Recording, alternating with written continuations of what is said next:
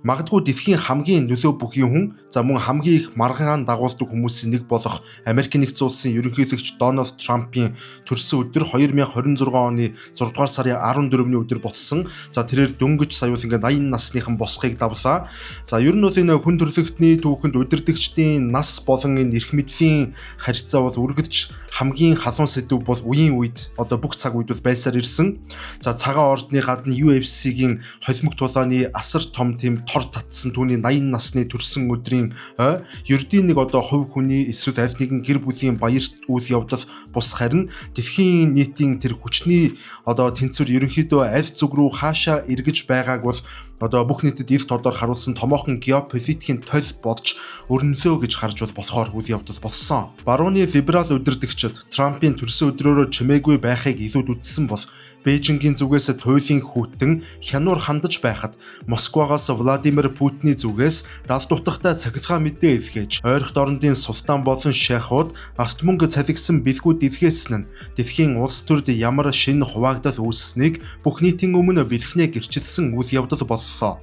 Тэгэхээр 80 нас хүрсэн ч дэлхийг чичрээсэн хിവэр байгаа Дональд Трампын үзэл санаа буюу Трампизм ирээдүйд хэрхэн үргэлжлэх бол өнөөдрийн дугаараар ерөнхийлөгч Трампын 80 насны төрсөн өдрийн эргэн тойронд өрнөсөн онцлог үйл явдлууд мөн дэлхийн хүчирхэг удирдагчдын халуун бөгөөд хүйтэн мэдчилгээнүүдийн цаадах давт мессежүүд болон дэлхийн геополитикийг дөргиосон сонин сайхан үйл явдал бүхнийг дэлгэрүүлж ярих болно. Тэгэхээр манай өнөөдрийн дугаарын хамтран ажиллагч байгууллагаар BGM Asset Management хөрөнгө оруулалтын компани хамтран ажиллаж байна. BGM-ийн бондын болон үйл хөдлөлийн зах зээл дэх гол тоглогчдын нэг бөгөөд өөрийн болон харилцагчдынхаа нийт 60 орчим тэрбум төгрөгийг үр ашигтай удирдах байгаа мэрэгжлийн хамт олон юм а. Тэгэхээр яг түрүүн хэлсэнчлэн Америкийн нэгдсэн улсын улс төрийн тавцанд Дональд Трампын 80 насны төрсөн өдрийн ой тохиож байгаа нь ердийн нэг ганц хувь хүний тэр хүнийх нь цаг хугацааны хэмжүүр он тоололбол огтоосоо биш харин тус улсын төрийн тогтолцоонд нүүрлээд буюу маш том засаглалын хямралыг бол бүх нийтийн өмнө дахин нэг удаа эрт тодор харуулсан үйл явдал боллоо гэж дүгнэж хэлж болохоор байна. Өнөөдөр Америкийн нэгдсэн улсын улс төрийг судлаачид юу гэж үзэж байна вэ гэхээр нэгэн дугаараа бүх нийтээр геронтократ буюу өндөр наснуудын засаглал Америкийн нэгдсэн улсад бий болоод байна гэж ингэж тодорхойлж байгаа. Дэлхийн хамгийн хүчирхэг гүрэн хамгийн өндөр технологичсон супер гүрнийг 80 насны босго давж буюу эсвэл хэдийн 80 насны босгыг давчихсан тиймэрхүү улс төрчид тийм хөгшин удирдагчид бол удирдан жолоодож байгаа нь Америкийн нэгдсэн улсын нийгмийн сэтгэл зүй болон геополитикийн төвшөнд бол асар том эргэлзээг бол төрүүлэх болсныг нуух аргагүй. Одоогоос хэдхэн жилийн өмнө ерөнхийлөгч асан Жо Байден 80 насны босго давах үед барууны хэвлэлүүд түүний ухаан санаа бие махбодын эрүүл мэндийг секунд тутамд дурандаж шөмжлөлийн галаар түүнийг булаж байсан. Харин өнөөдөр Трамп яг тэрхүү 80 насны зааг дээр ирлээ. Хачирхалтай нь Трампын сэтгэл зүйн тактик болон түүний дэмжигчдийн масс энэ асуудалд тис өөр хариу үйлдэлийг үзүүлж байна. Трампын багийнхан түүний насыг өтөлт биш харин туулж өнгөрүүлсэн амьдралын агуу туршлага Америкийн элитүүдийн хувилдааны эсрэг зогсох хатуужил хэмээн сурталчилж түүний насны тухай сөрөг дайралтуудыг өөрт нь харин ашигтай улс төрийн зэвсэг болгон хувиргаж байна. Гэхдээ Америкийн нэгдсэн улсын Сенат болон төлөөлөгчдийн танхим дээд шүүхийн дундаж нас түүхэндээ байхгүй өндөр түвшинд хүрээд буйг харуулсан энэхүү засаглалын хөгшрөлт нь Америкийн залуу үеийнхний дунд сэтгэл зүйн асар том хагарал бухимдлыг үүсгэж байгааг нуух аргагүй. Одоогийн Америкийн нэгдсэн улсын 20-30 настай залуучууд 1940-од оны сүүлээр дэлхийн 2 дугаар дайн дуусах үеэр төрсэн удирдагчдын шийдвэрээр өөрсдийн ирээдүгээ удирдуулахыг хүсэхгүй байгаагаа удаа дараа илэрхийлэх болсон. Нас ба эрх мэдлийн энэхүү мөргөлдөөн нь Америкийн нэгдсэн улсыг дотроос нь сулруулж буй хамгийн том эмзэг цэг бөгөөд Трампын төрсөн өдөр энэхүү наснуудын засаглал Америкийн нэгдсэн улсад хэдий чинээ гүн бат оршсоор байгааг дэлхийн нийтэд дахин нэг удаа сануулсан үйл явдал боллоо гэж урьдчилсан байдлаар хэлж болохоор байна. Түүнчлэн ерөнхийлөгч Дональд Трамп өөрийнх нь 80 насны төрсөн өдрийн босгон дээр бол дэлхийн нийтэд хандаж бас томоохон мэдэгдэл хийлээ. Түүний уг мэдэгдлээс бол Трампын Америкийг дахин агуу болгохыг гих үндсэн үзэл санаа нь бол нас ахих тусам илүү хатуу, улам бүр тууштай, илүү гүн гүнзгий болж байгааг батлан харуулсан үйл явдал боллоо гэж нэг талаараа дүгнэж болно. Тэрээр төрсөн өдрийнхэн мэдэгдлээр бол өөрийн эдийн засгийн гол зэвсэг болох дотоодын зах зээлээ бол гаднаас бүрэн хамгаалах, газын тарифаар дадаалгаж өөрийнх нь бодлогоо дэлхийд дахины энэ худалдааны системд урд урдынхаас илүү хүчтэй тулгахад бол бэлэн байгаа Америкийн нэгдсэн улс нэгдүгээрт байх ёстой гэдэг энэ байр суурьаа бол дахин харуулж дахин илүү хүчтэйгээр баталсан үйл явдал боллоо гэж бол харагдаж байна. Түүний мэдэгдлийн хамгийн гол байна. Мэдээж хэрэг бүгд найрамдах хятад ард улс байсан бөгөөд Трамп хятадын импортын бүх бараанд 60% хатуу татвар ногдуулах амлалтаа дахин нэг удаа хэлв. Энэ нь зөвхөн тарифын дайн биш. Америкийн нэгдсэн улс болон хятадын эдийн засгийг бүрэн тусгаарлах геополитикийн асар том төлөвлөгөө бөгөөд дэлхийн нийлүүлэлтийн сүлжээг үндсээр нь өөрчлөх эрсдэлтэй алхам хэмээн шинжээчид үзэж байна. Хятадаас гадна дэлхийн бусад бүх орноос орж ирж буй бараанд 10-аас 20% бүх нийтийн суурь тариф тогтооно гэдгээ мэдэгдсэн нь Америкийн нэгдсэн улсын уламжлалт холбоотон болох Европын холбоо болон Азийн орнуудыг ч гэсэн сэтгэл зүйн асар том дарамтанд дахин оруулаад байна. Трампын энэхүү худалдааны болон тарифын дайн нь олон улсын чөлөөтэй худалдааны системийг нурааж, улс орнуудыг өөрсдийн эдийн засгийг хамгаалах хаалттай бүсүүдийг байгуулахаас өөр аргагүй хүргэж болзошгүй маш өндөр эрсдэлтэй байна. Бээжин болон Брюсселс мөн Токиогийн удирдлагууд Трампыг 80 нас хүрсэн ч түүний дэлхийн худалдааг удирдах түрэмгийн тактик нь огтоосон зөөлрөөгүй, харин ч улам бүр прагматик шийдэмгий болсныг маш тодор харж байна. Дэлхийн геополитикийн тавцанд Трампын эргэн эрэлт эсвэл түүний үзэл санааны давлгаан шинэ хүйтэн дайныг зөвхөн зэвсгээр бус валют тариф худалдааны хоригоор хийх дэлхийн шинэ дүр зургийг бэлхнээ зурж байна. Гэхдээ хамгийн чухал зүйл гэвэл Трамп гэдэг хувь хүний биологийн нас хэдийгээр хөгширч өтлөж байгаа боловч түүний бий болгосон Америкийн нэгдсэн улсын нийгэмд гүн гүнзгий уул мөрийн үлдээлгэж суурийн фундамент сутгасан энэ Трампизм хэмээх баг зэрэг тийм pop үндсэрхэг даяарчлалын эсрэг үзэл санаа бол Америкийн нийгэмд бол хэдийнэ үхшгүй бие даасан маш бат бөх гүн бат систем болтлоо ингэж тогтсон гэдэг нь нэгэнд харагдаад байгаа.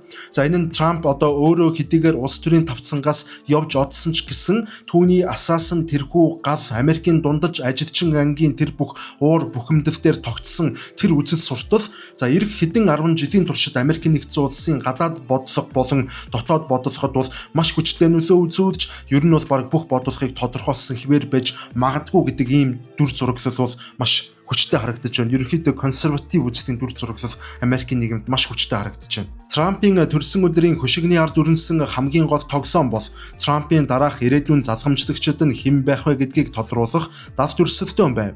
Трампын гэр бүлийн шинэ үе болох түүний ууган хүү саяхан 50 насны босхийг даваад буй Дональд Трамп Жуниор намын дотоод зохион байгуулалт консерватив массыг удирдах тал дээр асар нөлөөтэй фракцийг хэдийнэ толгойлж эхлээд байгаа. Түүнчлэн Ohio мужаас гаралтай залуу сенатор JD Vance зэрэг Трампын үзэл санааг шинжлэх ухаан болон гүн ухааны түвшинд боловсруулж залуу үеийнхэнд хүргэж чадах шинэ баруун жигүүрийн популист улс төрчид Америкийн нэгдсэн улсын нийгэмд хэдийнэ хүч түрэн гарч ирснийг хүн болгон хүлээн зөвшөөрөхөөс өөр аргагүй. Түүнчлэн Трампизмын ирээдүйг санхүүжүүлж түүнийг технологийн хувьд хамгаалахаар Илон Маск тэргүүтээ Силиконы хөндийн шин тэрбумтнууд ард талыг нь баттай хариуцаж байна. Тэд уламжлалт либерал хэвлэл мэдээллийн цензуруудыг таягдан хайж Трампын үзэл санааг сошиал медиа болон хэмэл оюун ухааны эрэнд дижитал зэвсэг болгон хувиргаж чадсан суутнууд гэхэд буруудахгүй. Дэлхийн геополитикийн хувьд энэ нь Америкийн нэгдсэн улс хизээж хуучин шигэ дэлхийн цагдаа байж чөлөөт даяаршлыг хамгаалдаг орон хэвээр үлдэхгүй гэсэн дохио бөгөөд Трампын залуу залхамжлагчид түүний нэгдүгээрт Америк хэмээх хатуу бодлогыг улам бүр дижиталжуулж тууштай үргэлжлүүлэх дуйлант ирээдүй хүлээж байж болсошгүй байна. Түүнчлэн Дональд Трампыг 80 нас хүрмэгцүүл Москвагаас буюу Кремлийн зүгээс ирсэн баярын цахилгаан мэдээ түүний дараа өрнсөн 55 минутын урттай Путиний хийсэн найрсаг бөгөөд эвэн далангүй утасны дуудлах нь бол дэлхийн геополитикийн тавцанд бол маш хүчтэй дөргөлт үүсгэсэн үйл явдал болж хувирлаа. Оросын улбаны улсын ерөнхийлөгч Владимир Путин Трампыг бол албан ёсны вебсайтаа Москвагийн албан ёсны вебсайтад үнэхээр тод гайхалтай улс төрч хэмээн маш онцгойлон магтаж төрсөн өдрийн мэдчилгээг бол албан бус буюу маш тийм хувийн найзуудын маягийн тийм найрсаг өнгө аястайгаар илэрхийлсэн зүгээр нэг дипломат ёсны харилцааг хамаагүй давсан ийм дотн шин чанартай мэдчилгээ байлаа гэж бол яалтчгүй ингэж харагдаж байгаа. Путиний энэхүү мэдчилгээний цаана олон улсын улсын харилцааг ер нь оронгоор нэргүүлэх 3 том давт мессеж геополитикийн маш том тоглоом нуугдаж байна гэж энэ олон улсын геополитикийн шинжээчид ялангуяа энэ BBC агентлагийн шинжээчид бол ингэж дүгнээд байгаа юм байлээ. Путиний мессежийн эхний утга нь Украины дайныг эцэслэх Трампын төлөвлөгөөг Кремль хүлээн авахад бэлэн байгаа гэгтгсэн дохио гэж улс төрийн шинжээчид нийтлэгээр үзэж байна. Путиний мэдчилгээнд бидний дундах харилцан ойлголцол нь хоёр талын болон олон улсын хөтөлбөрт байгаа хамгийн төвөгтэй асуудлуудыг ч нефттэй эзэн далангүй хэлэлцэх боломжийг олгодог хэмээн цохон тэмдэглэсэн юм. Энэ нь юу гэсэн үг вэ гэвэл Америкийн нэгдсэн улсын зүгээс Украины асуудлаар Оросын талд ашигтай байж болох прагматик тохиролцоог санал болгох бол Москва хэлэлцээрийн ширээний ард сууж Орос Америкийн харилцааг шинэ шатанд гаргахад бэлэн байгаа гэдгээ дэлхийд дахинд зарласан хэрэг байсан. За харин хоёрдугаарт гэвэл Америкийн нэгдсэн улс болон Орос дээрэс нь ойролт орнуудын гурвалсан давт тохиролцооны хүшиг нээгдэж байна гэж харагдаж байна. Төрсөн өдрийн энэхүү дуудлагаар Трамп Путинд хандан ойролт орнуудын хамгийн халуун цэг болох Иран улстай хийх энэхийн хэвлэлцээр бараг дуусаж гарын үсэг зурхад бэлэн болсныг дуулгахад Путин үүнд туйлын сэтгэл хангалуун байгаагаа эвэрхийлсэн юм. Энэ нь Вашингтон болон Москва хоёр дэлхийн хамгийн том зөрчилдөөнтэй бүсүүдийг өөрсдийн нөлөөллөөр хуваан авч шинэ дэг журам тогтоох давт тохироо руу алхаж буйг батлан харуулж байна гэж үзэж байна. Харин 3-дугаарт гэвэл барууны либерал холбоотнуудын эв нэгдлийг сулруулах сэтгэл зүйн дайралт энэхүү мэдчилгээнд оршиж байна гэж харагдаж байна. Путин Трампад баяр хүргэхдээ хамтдаа дэлхийн давтсанд аюулгүй байдал тогтвортой байдлыг хангахад маш их зүйлийг хийж чадна гэдэгтээ итгэлтэй байна гэж бичсэн нь НАТО болон Европын холбооны удирдагчдын зүрхэнд жинхэнэ утгаараа шар ус хуруулсан мессеж байлаа. Орос улс Трампын Америк нэгдүгээрт хэмээх тусгаарлах бодлогыг ашиглаж Европыг Америкийн нэгдсэн улсын хамгаалалтнаас салгах, барууны блокийг дотроос нь хагалхан бутаргах, ухаалаг нүүдлийг энэхүү 80 насны ойн цахилгаан мэдээндээ маш чадварлаг байдлаар далдуур шингээж өгсөн юм. Москвагийн илгээсэн энэхүү найрсаг мессеж дэлхийн геополитикийн шин тэнхлэг аль зүг рүү эргэхийг ерөнхий дүр зургаараа урьдчилан таамаглах боломжийг бидэнд маш сайн олгож байна гэж үзэж байгаа юм а. Түүнчлэн та бүхэндээ манай контентыг дэмжиж оюуны хөрөнгө оруулалт хийж байгаа Бехровка брендийг танилцуулж байгаадаа таатай байна. Бехровка нь манай улсын шингэн хүнсний соёлд цоо шин өнгө төрөх болон онцгой амтыг оруулж ирж байгаа Чех улсын бахархал болсон ликер юм а. Мөн Бехровка нь 20 гаруй төрлийн байгалийн ургамлаас бүтсэн хоол боловсруулалтыг дэмждэг ликер учраас хүмүүс ихэвчлэн хоолны дараа зохистой хэмжээгээр хэрэглэдэг юм байна лээ. Иймээс Бехровка нь хэтрүүлэн хэрэглэх гэхээсэн илүүтэйгээр амт үнэрийг чухалчилдаг соёлтой хэрэглэгчдэд илүү нийцтэй ликер юм а. Тэгвэл нөгөө талд ямар үйл явдал болсон бэ гэвэл Бээжингийн засаг захиргааны зүгээс Трампд үзүүлсэн төрсөн өдрийн мэдчилгээний уур амьсгал нь Оросын тэрхүү найралцаг харилцаанаас тис өөр туйлын хүйтэн бөгөөд хянуур байсан гэж бол ингэж хэлж болно. Хятадын дарга Ши Жинпиний зүгээс ирсэн албан ёсны мэдчилгээний үгс болон Бээжингийн баримталж буй нам гүм тактикийн цаанууд дэлхийн хоёр супер гүрний ирээдүйн мөргөлдөөний сэтгэл зүй нуугдаж байж болцсошгүй гэдэг ийм хардлагыг бол бүх нийтэд бол харуулсан. Оросын хэвлэлүүд Трампыг дэлхийг өөрчлөх суут улс төрч хэмээн баяр хөөртэйгээр шуугаж байхад бүгд найрамдах Хятад ард улсын төрийн мэдлийн хэвлэлүүд энэ үйл явдлыг бараг анзаараагүй мэтээр нам гүм өнгөрөөхийг зорив. Бээжингийн хувьд Америкийн удирдагчийн хүч чадлын туйл болсон 80 насны төрсөн өдрийн шоуг Хятадын ард түмэнд сурталчлан мэдээлэх нь Хятад улсад ямар ч үр ашиггүй байсан мэдээж. Тэд Трампын хувь хүний баярыг дэлхийг хамарсан томоохон үйл явдал болгон харуулахгүй байх сэтгэл зүйн мэдээллийн хаалтыг дотооддоо маш ухаалгаар хэрэгжүүлсэн юм. Ши Жинпин даргаас Трампд илгээсэн албан ёсны мэдчилгээ нь маш богино дипломат ёс зүйн хамгийн доод хэмжээнд загдсан хүйтэн хөндөй өнгө аястай байв. Тэрээр мэдчилгээндээ ердөөл хоёр орны харилцаа тогтвортой байхын чухлыг дурдж, Бээжинд болсон уулзалтаар тохиролцсон борлуулалт ба тариф болон эдийн засгийн тэнцвэртэй байдлыг хангах гэрээний заалтуудыг хэрэгжүүлэхийг сануулсан юм. Үүний цаана Хятадын зүгээс Трампын засаг захиргаанд өгч буй маш тодорхой сануулга оршиж байна. Хятад улс таныг 80 нас хүрсэн ч ер нь хэдэж хүрсэн хамаагүй Хятад Америкийн харилцааны хамгийн эмзэг цэг болох Тайваны асуудлаар улаан шугамыг давж зэвсэг нийлүүлбэл ямар ч хэлэлцээр шууд нуран унана гэдгийг Ши Жинпин өөрийн үгсээрээ дахин сануулсан хэрэг байсан. Хэдийгээр Ши Жинпин өмнөх уулзалтууд дээр Хятад үндэстний агуу сэргэн мандалт болон Америкийг дахин агуу болгох үзэл санаа Ивана 2 зэрэгцэн оршиж чадна хэмээн хэлж байсан боловч Бээжингийн гол бодлого боловсруулагчид Трампын 80 насны төрсөн өдрийн цаана байгаа Америк нэгдсэн улсын урт хугацааны стратегийг маш сайн тооцоолж чадаж байна. Хятадын удирдлагууд Трампыг хизээ нэгэн цагт биологийн хувьд улс төрөөс явахыг нь мэдэж байгаа боловч түүний үлдээсэн Трампизм болон Хятадын эсрэг чиглэсэн худалдааны хатуу бодлого буюу 60% тарифын занга нь Америк нэгдсэн улсад хэдийнэ үхшгүй систем болон үлдсэнийг маш сайн ухаарцгааж байгаа. Иймээс Ши Жинпиний хүйтэн мэндчилгээ нь Трамп гэдэг хувь хүнд биш, харин түүний ард байгаа Америкийн шинэ үеийн улс төрийн бүлэглүүдэд хандсан Хятад улс 21-р зууны шинэ хүйтэн дайнд ямар ч буурт хийхгүй, эдийн засаг болон технологийн хувьд сүрэн зогсоход бүрэн бэлэн байгаагаа эвтгсэн Бээжингийн геополитикийн хатуу хариулт байлаа гэж дүгнэж болно. За түүнчлэн бид бүхний мэдж байгаачлан Дональд Трампын 80 насны төрсөн өдрийн ойн баяр Америк нэгдсэн улсын түүхэнд урьд өмнө хизээж болж байгаагүй асар өвөрмөц содон өнгө аястайгаар буюу цагаан ордны өмнөх тал байд холимог тулааны буюу UFC-гийн тор засаж хүч чадал болон эрч хүчээ гайхуулсан.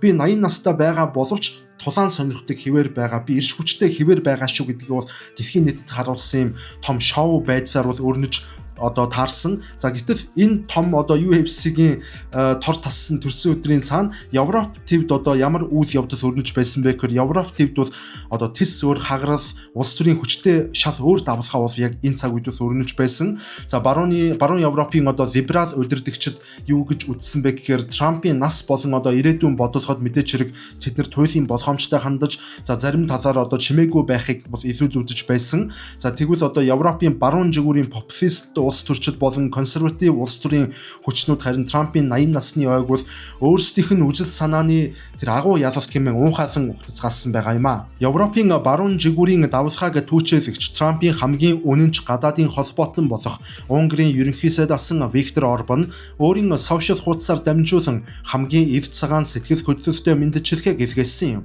Тэрээр Трампыг дэлхийн либерализмын гажуудлын эсрэг сүрэн зогсож буй цорын ганц зоригтой удирдагч хэмээн өргөмжлөөд Трампын туушд хамгаалдаг уламжлалт гэр бүлийн үнэт зүйл, үндэсний тусгаар тогтнол болон хэл хязгаараа хамгаалах хатуу бодлого нь өнөөдөр Европ төвд ус сагаар мэт хэрэгтэй байгааг тэрээр онцлсан юм.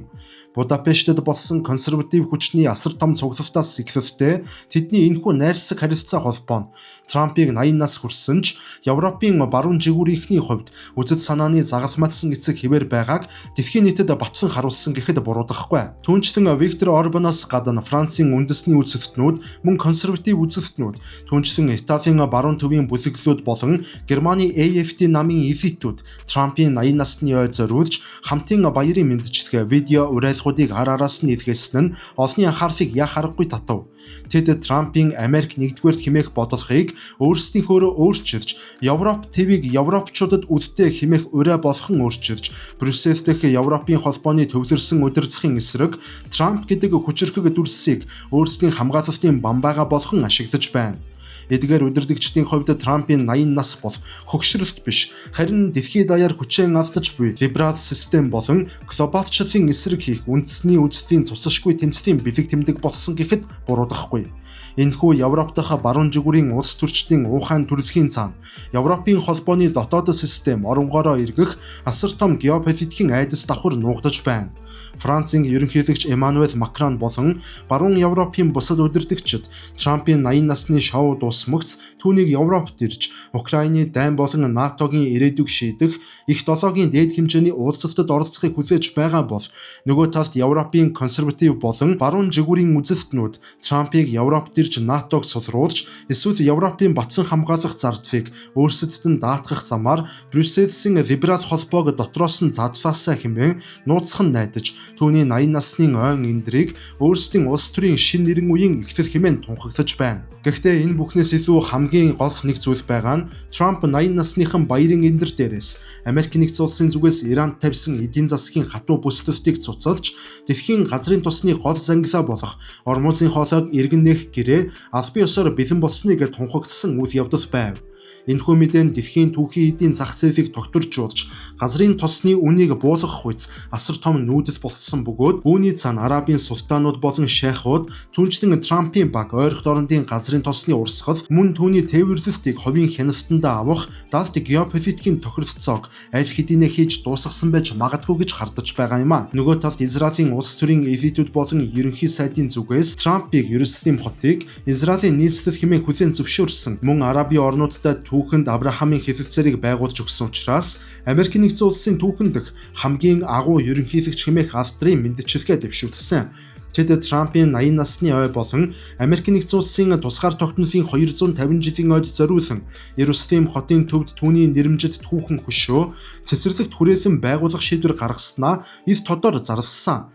Энэхүү ойролт орондын шайхууд болон эзэн хаад Трампын 80 насны ойн эндрийг ашиглан түүний хүч чадлаар дамжуулж инх тайвныг тогтоох бодлогыг бүрэн хүлээн зөвшөөрч бүс нутгийн баялаг ба зэвсгийн 8 болон шин дэг журмыг Трампын үзэл санааны дор хамтран удирдан чиглүүлэн явхад бэлэн байгаа гэдгээ дэлхийн нийтэд дахин харуулсан юм а.